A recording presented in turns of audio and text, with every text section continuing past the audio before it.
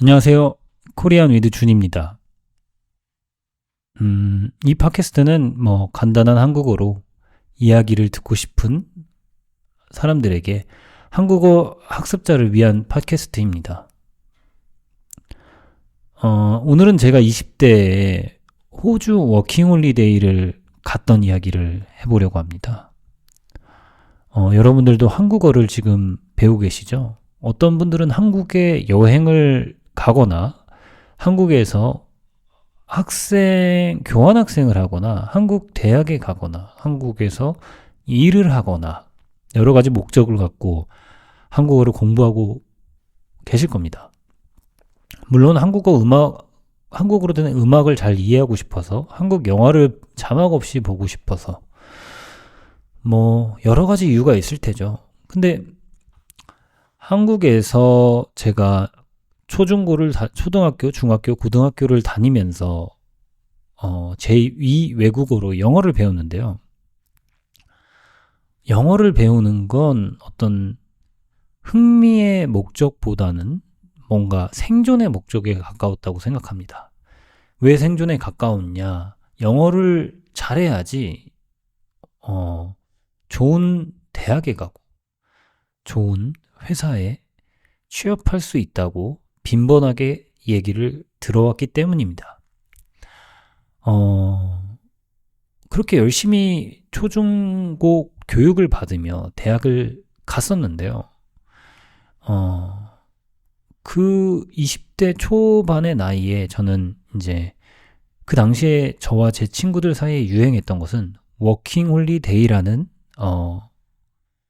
제도였습니다. 먼저 워킹 홀리데이가 무엇인지 간단히 얘기해 볼게요. 워킹 홀리데이는 일종의 비자의 명칭인데요. 비자의 이름입니다.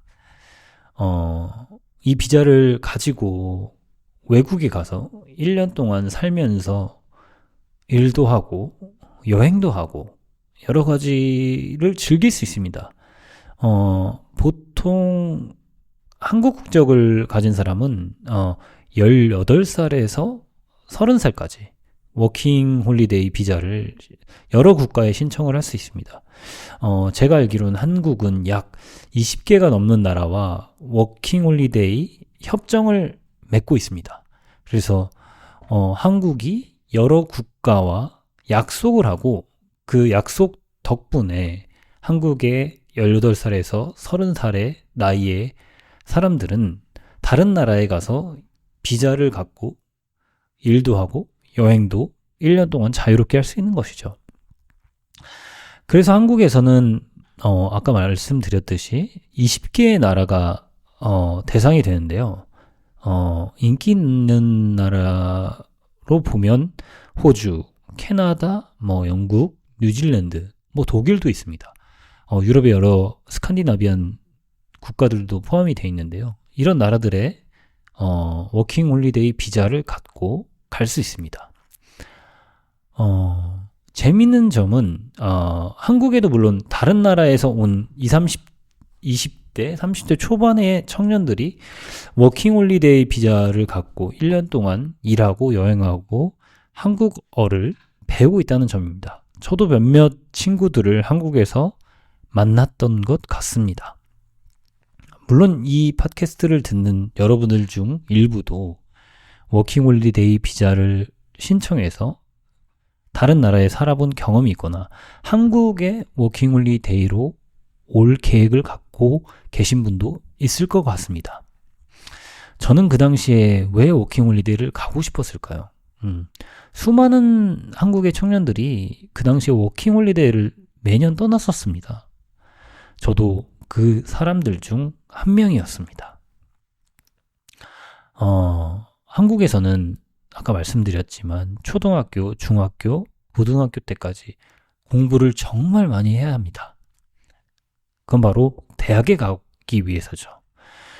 특히 남자의 경우에는 대학을 다니다가 또 군대까지 가야 합니다. 네, 저도 군대에 다녀왔는데요. 약 2년 동안 군 생활을 했습니다. 군대에서는 아침에도 일찍 6시에 일어나야 되고 매일같이 훈련을 하고 체력 단련도 하고 여러 가지 복잡한 업무를 많이 해야 됐습니다. 그렇지만 몸은 정말 건강했던 것 같아요.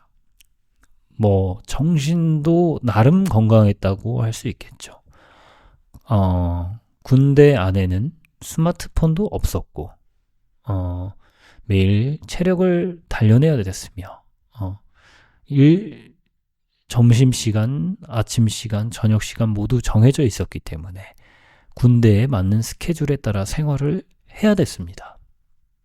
그리고 주로 군대 캠프는 도시가 아닌 외곽 지역에 있었기 때문에 제가 있었던 곳은 산에 있었습니다. 그래서 매일같이 산을 보며 자연을 보며 생활을 했었습니다. 조금 웃기지만 마치 산에 절에서 살아가는 스님과 같은 생활이었다고 봐야 하겠습니다. 그렇게 2년 동안 군 생활을 마친 다음 이제 사회로 복귀를 했습니다. 그래서 군대를 다녀온 후에 저는 이런 생각이 들었습니다. 이제 좀 자유롭게 살고 싶다. 더 이상 어떤 군대와 같은 집단적인 생활이 아니라 조금 더 자유롭게 생활을 해보고 싶다고 생각이 들었습니다. 그리고 좀 더 긴 모험을 떠나고 싶다고 생각도 했고요. 우선 영어를 배우는 일은 중요하다고 생각은 했었습니다. 그 당시에 워낙 영어를 잘하면 좋은 기업에 취업을 할 수 있다는 얘기가 많이 나왔고요. 또 기업에 취업을 할 때 영어 성적을 내는 것도 당연시 되었습니다. 그래서 많은 사람들이 영어를 공부하면 삶에 큰 도움이 된다고 얘기했었습니다. 그리고 특히 워킹 홀리데이를 가면 돈도 벌 수 있고 여행도 할 수 있고 영어도 공부할 수 있다는 점에서 이거 아주 좋은 기회가 아닐까 이렇게 생각했었던 것입니다. 근데 문제는 하나, 저는 정말 영어를 잘 못했던 것 같습니다. 고등학교 때까지 물론 영어를 열심히 공부했고 한국에서 대학을 가기 위해 수능 시험도 영어를 아주 잘 봤던 것 같습니다. 그러나 한국 초등학교, 중학교, 고등학교에서 배우는 영어란 읽기와 쓰기, 듣기, 여러 가지를 공부했지만 어려운 텍스트도 읽고 해석할 수 있어야 되었지만 그러나 정말 말하기는 공부할 수가 없었습니다. 그래서 지금도 아직 기억합니다. 그 당시에도 20대가 넘었지만 군대를 제대하고 나서도 외국인을 만나서 영어로 말을 하려고 하면 정말 머리가 새하얘졌습니다. 그래서 저는 이렇게 생각했습니다. 만일 제가 워킹홀리데이로 어떤 나라에 떠난다면 지금은 영어를 못하니까 1년 동안 열심히 공부하고 일도 하고 생활하다 보면은 오히려 더 많은 경험도 할 수 있고 영어도 잘 말할 수 있게 되지 않을까 하고 생각했던 것 같습니다. 여러 가지 선택지가 있었는데요. 저는 호주로 가기로 결정을 했습니다. 그때 거의 매년 2만 명 정도의 한국 청년들이 호주로 워킹 홀리데이를 갔습니다. 물론 캐나다나 영국, 독일 등등의 희망하는 국가들이 있었는데요. 하지만 호주는 비자가 빨리 나오고 상대적으로 비교적 일자리를 빨리 구할 수 있다고 들었습니다. 그래서 저는 호주를 선택했습니다. 문제는 저는 호주에 아는 사람이 아무도 없었다는 것입니다. 어디로 가야 할까 고민했는데 제가 그 당시에 한국에서 만난 한 명의 호주 사람이 있었는데 서울에서 만났던 사람입니다. 그 사람이 서호주에 있는 퍼스란 도시 출신이었습니다. 물론 제가 퍼스를 전혀 알지 못했고요. 근데 그 사람이 퍼스에서 왔다는 그 사실, 그리고 그 사람과 온라인에서 친구로 알게 지냈다는 사실 때문에 저는 호주에 있는 퍼스라는 도시로 가기로 했습니다. 그래서 편도 비행기를 끊고 호주로 갔습니다. 아직도 기억이 납니다. 그 서호주의 퍼스란 도시에 도착을 했을 때, 진짜 이제 내가 외국에 왔구나. 그리고 여기서 1년이란 시간 동안 살아가겠구나 생각했습니다. 한국 사람만 있는 한국에 살다가 이제 호주란 국가에 도착한 것이죠. 모든 표지판, 간판, 그리고 뭐 메뉴도 다 영어로 돼 있었죠. 그 당시 영어를 잘 못했지만, 물론 영어를 읽을 수는 있었지만 어떻게 누군가와 영어로 말을 해야 될지에 대해서는 정말 모르는 상태였습니다. 호주에 도착한 후 그 퍼스 도시 중심가에 갔습니다. 배가 많이 고팠죠. 그래서 여러 레스토랑이 있지만 저는 돈이 없는 어린 청년이었기에 익숙한 맥도날드에 갔습니다. 물론 지금은 키오스크가 있지만 그때는 맥도날드 직원에게 직접 주문해야 했습니다. 주문하려는 사람들이 모인 줄에 서서 대기를 하고 있었습니다. 근데 앞 사람들이 주문을 하는데 그때서야 생각이 들었죠. 영어로 어떻게 주문을 해야 될까? 그 방법조차 잘 모르고 있었습니다. 그렇기 때문에 저는 앞 사람들이 어떻게 영어로 주문을 하는지를 반복해서 귀 기울여 들었습니다. 빅맥 세트 하나 주세요. 뭐 이런 식이었겠죠, 영어로. 그래서 저는 이 문장을 계속해서 혼잣말로 되뇌어 말하고 반복해서 되뇌어 말하면서 제 주문 차례가 돌아오기를 기다렸습니다. 물론 영어로요. 앞 사람들의 발음 하나하나를 들으면서 다시 반복하고 또 반복해서 연습했습니다. 혹시나 제 발음이 너무 한국적이어서 직원이 못 알아들으면 어떡할까 긴장했습니다. 다행히 주문에는 성공했습니다. 빅맥 세트 하나 주세요. 그런데 직원이 다시 물어왔습니다. 음료는 뭐로 할지, 소스는 필요한지. 문제는 저는 이런 질문에는 준비가 안 돼 있었던 겁니다. 전혀 그 질문을 알아듣지 못했습니다. 그때 참 땀이 많이 났던 기억이 납니다. 그 외에도 호주에 살면서 여러 가지 실수들이 많았는데요. 그 실수들을 통해서 언어를 더 공부하게 되고 더 잘 알게 되고 더 잘 말할 수 있게 되었던 것 같습니다. 아까 말씀드렸듯이 워킹 홀리데이 비자는 또 일을 할 수가 있습니다. 그렇기 때문에 저는 한 달 정도 생활할 수 있는 여유 돈을 갖고 왔었습니다. 근데 그렇기 때문에 한 달 내로 무슨 일이든 구했어야 하는 거겠죠? 결국은 문제는 돈이었습니다.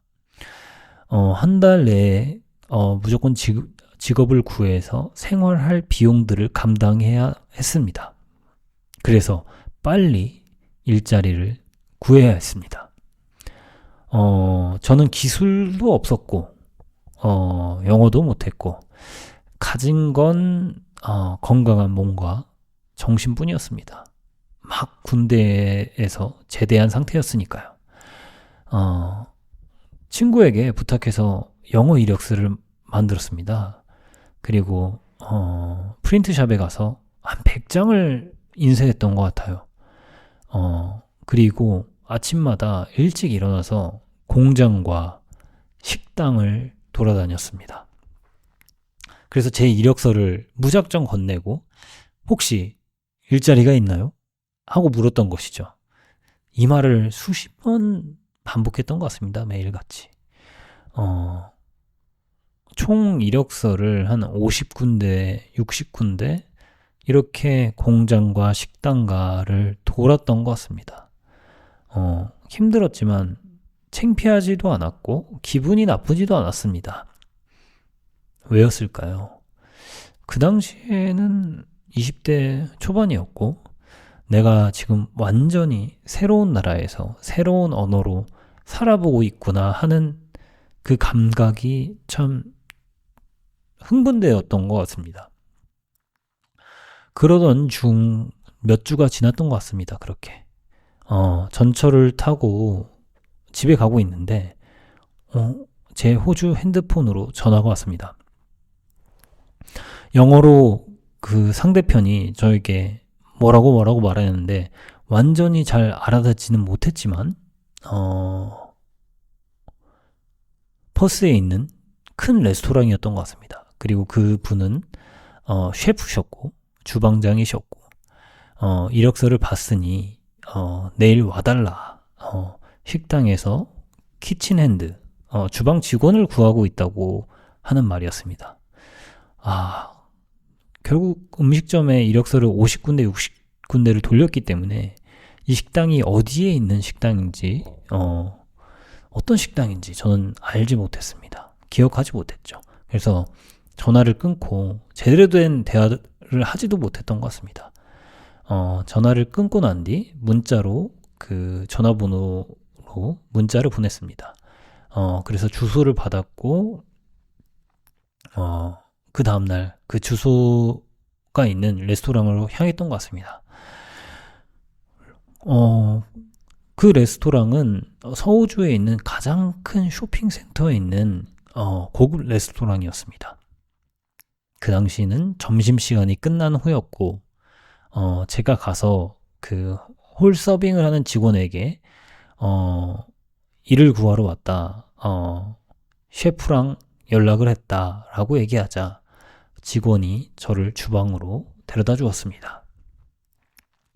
거기엔 헤드 셰프가 있었습니다. 다른 직원들은 브레이크 타임이었기 때문에 휴게 시간이었기 때문에 다들 쉬고 있었고 주방엔 헤드 셰프 혼자 남아 저를 기다리고 있었습니다. 헤드 셰프는 호주 사람이었고 백인이었습니다. 제게 아주 간단하게 인사를 한 뒤 식기세척기 사용법을 알려줬습니다. 그리고 이 한켠에 산처럼 쌓인 접시를 보여주며 이렇게 말했습니다. 만일 네가 30분 안에 이걸 다 해낸다면 너를 고용하겠다. 라고 말했습니다. 아까 말했듯이 저는 군대에 다녀온 지 얼마 안 된 상태였습니다. 아직도 당시에는 군인 같은 마음이 남아 있었습니다. 그래서 군인은 시키면 무조건 한다라는 일종의 정신교육을 받는데요. 그래서 저는 30분 동안 미친 듯이 설거지를 했습니다. 정말 열심히 설거지를 했습니다. 그리고 아마도 30분보다도 더 빨리 모든 접시를 다 설거지 해버렸습니다. 그러고 나서 헤드 셰프가 와서 제가 설거지한 걸 보더니 이렇게 말했습니다. 그럼 다음 주부터 나와 라고 말했습니다. 그때 저는 정말 기뻤습니다. 드디어 호주에서 새로운 나라에서 일자리를 찾았구나. 그것만으로도 참 기뻤던 것 같습니다. 어떤 일자리인지는 중요하지 않았던 것 같습니다. 열심히 할 자신도 있었고 체력도 있었습니다. 그 식당에서 한 3개월을 일했던 것 같습니다. 하루에 한 5, 6시간씩 일했는데요. 새벽같이 일어나서 저는 영어 공부를 하고 식당에 가서 직장 동료들한테도 영어로 얘기해보고 홀서빙하는 친구들과도 일이 끝난 뒤 얘기를 마구마구 나눴던 기억이 납니다. 물론 영어는 여전히 못했지만 열심히 일하고 열심히 놀았습니다. 같은 주방에 여러 다른 국가에서 온 또래 친구들도 있었는데요. 그들보다 제가 훨씬 열심히 일했던 것 같습니다. 중간에 헤드 셰프가 열심히 일하지 않는 다른 제 또래 직원들을 해고했습니다.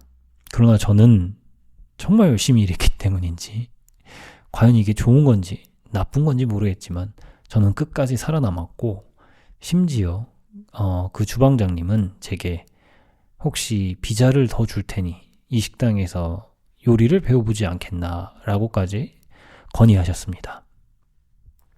그러나 저는 당시에 여행도 하고 싶었고 더 영어를 공부하고 싶었기 때문에 3개월 정도 그 식당에서 일을 하고 돈을 상당히 많이 모은 후에 다른 도시 브리즈번으로 이사를 했습니다.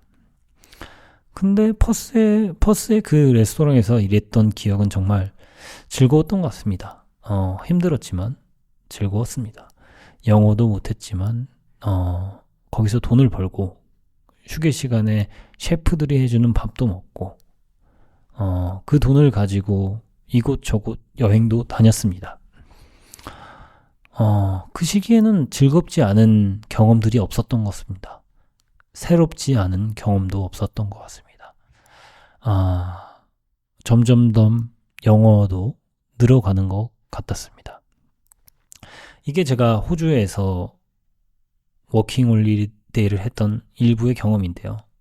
영어를 못해도 살아남을 수 있었던 것 같습니다. 여러분은 어떤 경험이 있나요? 한국어를 어디에서 어떻게 사용하고 있나요? 또는 저처럼 완전히 새로운 나라에서 새로운 삶을 살아본 적이 있습니까?